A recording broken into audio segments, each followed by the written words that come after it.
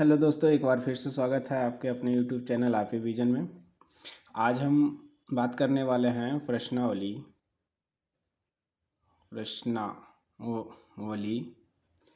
2.2 कि 2.2 में पढ़ने का है पूर्ण संख्याएं, है ना। पूर्ण संख्याएं प्रश्नावली 2.2 के इंट्रोडक्शन के बारे में। इंट्रोडक्शन, जब तक हम इंट्रोडक्शन सही से नहीं कर लेते हैं, किसी भी चैप्टर को हम सही से बना नहीं सकते हैं, किसी भी प्रश्नावली को सही से समझ नहीं पाते हैं। प्रश्नावली लोग बना लेते हैं लेकिन उनके सारे गुणधर्मों को नहीं पता होने के कारण आगे की कक्षा में जाने पर उन्हें बहुत सारी परेशानियों का सामना करना पड़ता है। तो सबसे पहले इसमें है कि पूर्ण संख्याओं के गुण। जो पूर्ण संख्या पिछले कक्षा में हमने बताया था कि पूर्ण संख्याएं जो होती है वो जीरो से शुरू होती है, 0 1 2 3 4 5 6, इसी तरह से डॉट डॉट डॉट। और प्राकृत संख्या जो होती है वो जीरो से शुरू ना होकर के 1 2 3 4 5 6 इस तरीके से चलती है। तो पूर्ण संख्याओं के क्या गुण हैं? जैसे पहला गुण है कि जीरो में अगर किसी संख्या को जोड़ा जाए, है ना,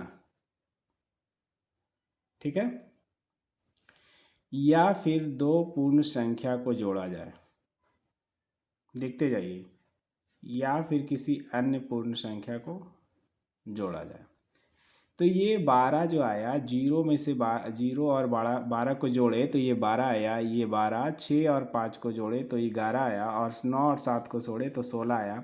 ये तीनों क्या है? ये पूर्ण संख्या है। क्योंकि हम बता चुके हैं पूर्ण संख्या जो होती है जीरो से शुरू होकर के चलती है, तो 10 11 12 13 तो इससे आगे तक चलती रहती है, पूर्ण संख्या है। तो इसका पहला गुणधर्म है कि इससे ये पता चलता है कि दो पूर्ण संख्याओं को, ठीक है ना, का योगफल सदैव एक पूर्ण संख्या, दो पूर्ण संख्याओं का योगफल सदैव एक पूर्ण संख्या होता है। इसीलिए पूर्ण संख्याओं का संग्रह के अंतर्गत समवृत्त यानी क्लोज प्रवृत्ति का होता है। क्लोज्ड, है ना, समवृत्त, है ना। और यह जो गुण है यह पूर्ण संख्याओं के योग का, पूर्ण संख्याओं का योग का क्लोज प्रॉपर्टी कहा जाता है। क्लोज्ड प्रॉपर्टी है ना, क्लोज प्रॉपर्टी कहलाता है, ठीक है। अब दूसरा गुण है क्या, इसके बारे में पढ़ेंगे, ठीक है। दूसरा गुण क्या है कि अगर दो संख्याओं का गुणा किया जाए, दो पूर्ण संख्याओं को गुणा करते हैं तो 8, 3 गुना 8 किए तो क्या है? 24। ये भी एक पूर्ण संख्या है ना। या फिर किसी अन्य संख्या, अन्य दो पूर्ण संख्याओं को गुणा, 8 सत्ते क्या हुआ? 56। ये भी पूर्ण संख्या है। यानी इसका कहने, इससे ये पता चलता है कि दो पूर्ण संख्याओं का गुणनफल सदैव एक पूर्ण संख्या ही होती है, ठीक है। अब देखिए, यहाँ तो आपने जोड़ का देखा, गुना का देखा, ठीक है ना। अब है, मान लीजिए घटाव का देखते हैं, 4 - 3, तीसरा गुण, ठीक है। तो 4 - 3 एक पूर्ण संख्या हुआ, है ना, एक पूर्ण संख्या। लेकिन अगर 3 - 4 कर दिया जाए तो -1, ये पूर्ण संख्या होगी? पूर्ण संख्या नहीं है, ठीक है। तो कहने का मतलब दो पूर्ण संख्याओं का व्यवकलन, व्यवकलन, व्यवकलन मतलब होता है घटाव, घटाव फल पूर्ण संख्या हो भी सकता है और नहीं भी हो सकता है, ठीक है ना। और यही जो सेम कंडीशन है, ये जो सेम कंडीशन है ये भाग में होता है। अगर 4 भागा 2 किए तो 2 बार में कट जाएगा, तो ये 2 दूनी 4 आया, इसका भागफल आएगा। लेकिन इसी को 2 भागा 4 करते हैं, यानी 2/4 तो 1/2 आएगा, इसका 0.5 आएगा, है ना, 0.5 या 0.5। तो ये जो गुण है घटाव वाला, तो घटाव वाले में क्या होता है कि दो पूर्ण संख्याओं का घटाव पूर्ण संख्या हो भी सकता है और नहीं भी। तो उसी प्रकार से भाग वाले में दो पूर्ण संख्या, जैसे एक पूर्ण संख्या एक पूर्ण संख्या 4 और 2, तो ये दो पूर्ण संख्याओं का भाग पूर्ण संख्या हो भी सकता है और नहीं भी हो सकता है। ये पूर्ण संख्या नहीं है, क्योंकि पूर्ण संख्या 0 1 2 3 4 5 है, यहाँ ये 1/2 है जो कि इसमें शामिल नहीं होता है। ठीक है, तो यानी कह सकते हैं कि घटाव और भाग में यह गुण लागू नहीं होता है। ठीक है, अब आगे चलेंगे।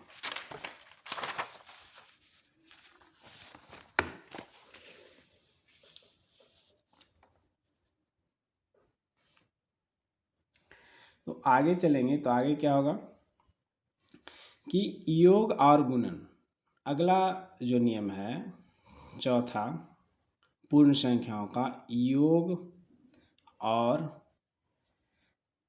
गुणन की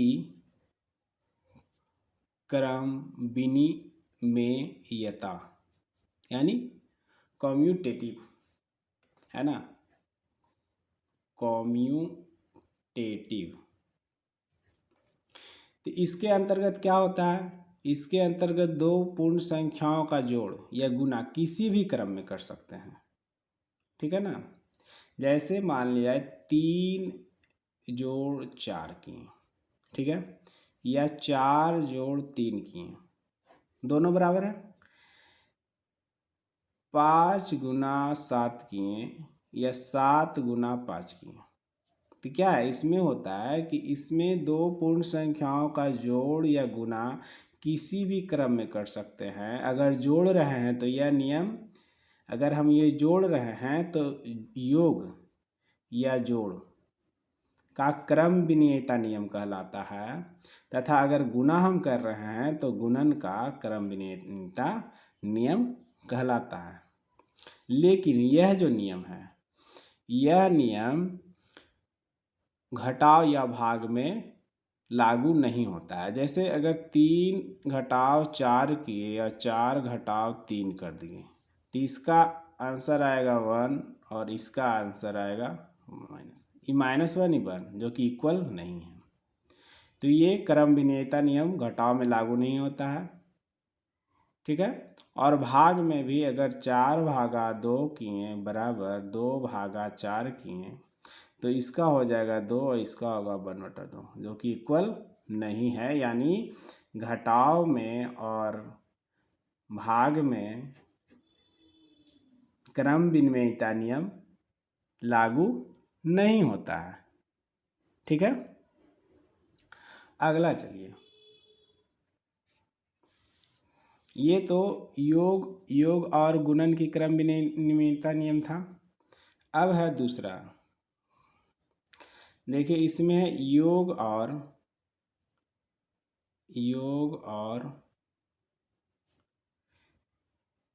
गुणन की साहचर्य या सहचारिता नियम है ना, इसके नियम है ना, इसको एसोसिएटिव प्रॉपर्टी बोलते हैं। क्या बोलते हैं? Associative property. ठीक है, इस नियम के अंतर्गत क्या होता है कि तीन पूर्णांकों का, यानी पूर्ण संख्याओं का योग, उन्हें किसी भी क्रम में बारी बारी से जोड़ा जाए। जैसे 5 यहाँ लिखिए, 5 लिख दिए, 2 लिख दिए और जोड़ फिर 4 लिख दिए। इसको 3 1 2 तीन पूर्णांकों के योग में उन्हें किसी भी क्रम में बारी बारी से जोड़ा जा सकता है। इसे योग का सहचारिता या सहचार नियम कहते हैं। जैसे इसको अब क्या करेंगे, 7 5 + 2 है ना, तो ये क्या होगा 7 + 4 क्या हुआ 11 आ गया। दूसरे तरीके से करेंगे, 5 इधर कर लिए, 2 + 4 तो क्या होगा, ये 5 का 5 रह गया, 4 2 6 + 6 आ गया। यहाँ इक्वल, यहाँ इक्वल आ गया। तो ये जो है योग का सहचारिता या सहचारी नियम कहलाते हैं। अगर गुणा का में देखा जाए तो इस गुणा नियम में क्या होता है कि इस नियम के अंतर्गत गुणा में पहली दो संख्याओं को गुणा कर तीसरी संख्या से गुणा करें, है ना। जैसे देखिए यहाँ पर 5 गुना 2, ठीक है, और गुना 4। तो इसमें क्या है कि पहली दो संख्याओं को गुना करके तीसरी संख्या से गुना करें तो क्या होगा, 5 दूनी 10 और गुना 4 बराबर कितना है 40, ठीक है। या क्या करेंगे, इसमें पहली दो संख्याओं के गुणनफल से गुणनफल से तीसरी संख्या में गुना कर देते हैं, और उसके बाद अगर करें कि पहली संख्या को दो अन्य संख्याओं के गुणनफल से गुना करें तो 5 गुना 4 दूनी 8, क्या हुआ 40, इक्वल आया, है ना। तो यह जो नियम है ये है गुणा का सहचार्य या सहचारिता नियम, यानी एसोसिएटिव प्रॉपर्टी, ठीक है ना। लेकिन ये जो नियम है सहचार या सहचारिता का, ये विभाजन यानी भाग के लिए लागू नहीं होता है, ठीक है ना। यानी भाग में अगर दे दिया जाए, जैसे देखें 10 भागा 2 भागा 5, अब इसको कीजिएगा तो ई दोनों से भागा 2 पचे 10 अब भागा 5, तो इसका मान कितना आएगा 1 आ गया। लेकिन इसी को अगर कर दिए 2 को उधर कर दिए 10 को इधर निकाल दिए भाग 2 भागा 5, अब इसको लिखे 10 भागा 2/5। अब इसको गुना में परिवर्तित करेंगे तो 10 गुना 5/2, 2 पचे 10 पचे 25, यहाँ 1 आ रहा है यहाँ 25 आ रहा है ना। तो भाग में ये लागू नहीं होता है, ठीक है। अब अगला चल रहा है। अगला क्या है कि योग पर गुणन का वितरण, है ना। योग पर गुणन का वितरण या बंटन गुण, है ना। वितरण यानी बंटन, इसको डिस्ट्रीब्यूटिव प्रॉपर्टी कहते हैं, डिस्ट्रीब्यूटिव प्रॉपर्टी, ठीक है। अब देखिए इसका उदाहरण कैसे होगा। मान ले जाए 8 गुना 3 जोड़ 9, ये योग हुआ। योग पर गुणन का वितरण नियम, तो इसको क्या लिखेंगे, पहले 8 को 3 से गुना करेंगे, 8 गुना 3 फिर जोड़, फिर 8 को 9 से गुना करेंगे, 8 गुना 9, है ना। अब मान लीजिए दूसरा एक उदाहरण लेते हैं 15 जोड़ 22। तो योग पर गुणन का वितरण नियम कैसे लागू होगा, ये 7 को पहले 15 से गुना करेंगे, फिर 7 को 22 से गुना करेंगे, है ना। इसे कहते हैं योग पर गुणन का वितरण या बंटन गुण, डिस्ट्रीब्यूटिव प्रॉपर्टी, है ना। अब देखिए ये सही है या गलत, जैसे देखिए 9 3 12 12 8 96, इसको कीजिए 8 तिया 24 जोड़ 8 9 72, यहीं पर जोड़ी 6 आ गया, दोनों बराबर, है ना। तो योग पर गुणन का वितरण नियम इसके अंतर्गत होता है। अब चलिए आगे, अगला क्या है कि तत्समक अवयव योग और गुणन के लिए, है ना। तो तत्समक अवयव क्या होता है, जो देखिए एक इसको हम सारणी के माध्यम से समझेंगे।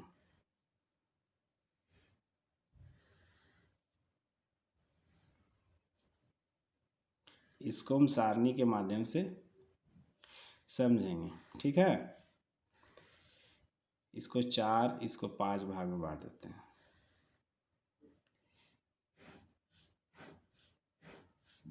देखिए, अगर हम 4 में 0 जोड़ेंगे तो कितना आएगा? 4 आएगा। ठीक है। अगर 12 में भी हम 0 जोड़ेंगे तो भी 12 ही आएगा। या फिर 0 में हम 24 जोड़ देंगे तो ये 24 ही आएगा। ठीक है। अगर हम 0 में 525 जोड़ देंगे तो ये 525 ही आएगा। और अगर x में 0 जोड़ देंगे तो क्या आएगा? x ही आएगा। ठीक है। तो ये सारणी स्पष्ट करता है ना, कि जब हम किसी संख्या में शून्य जोड़ते हैं, किसी संख्या में हम शून्य जोड़ते हैं तो वह स्वयं पूर्ण संख्या प्राप्त होती है। ये पूर्ण संख्या जो है ये खुद प्राप्त होती है, जीरो का कोई महत्व यहाँ पे नहीं होता है ना। इसी कारण जब किसी हम पूर्ण संख्या में हम जीरो को जोड़ते हैं तो वही वाली पूर्ण संख्या प्राप्त होती है ना। अगर x में हम जीरो जोड़े तो x ही प्राप्त हुआ।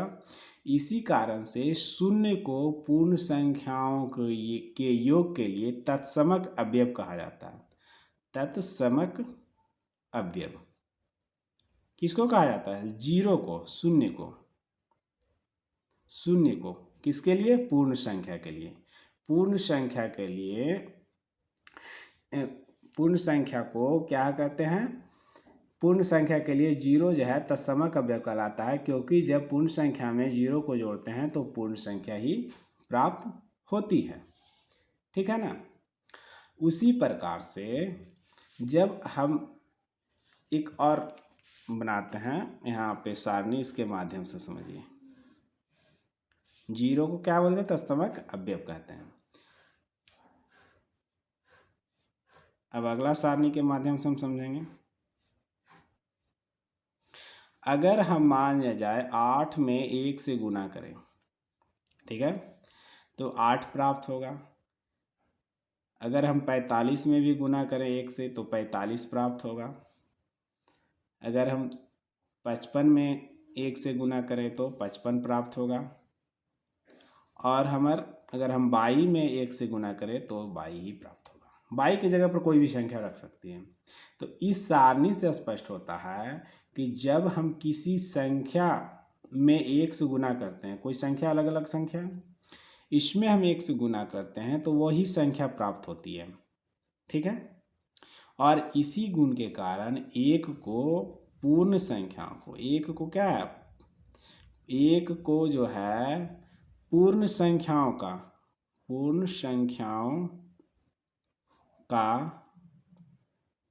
तत्समक अवयव या तत्समक कहा जाता है।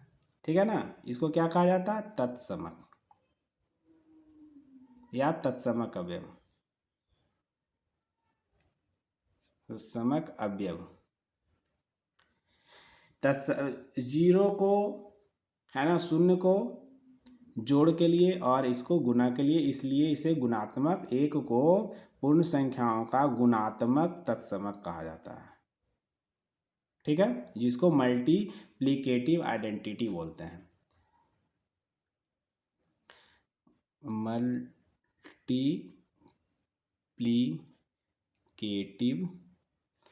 आइडेंटिटी, है ना।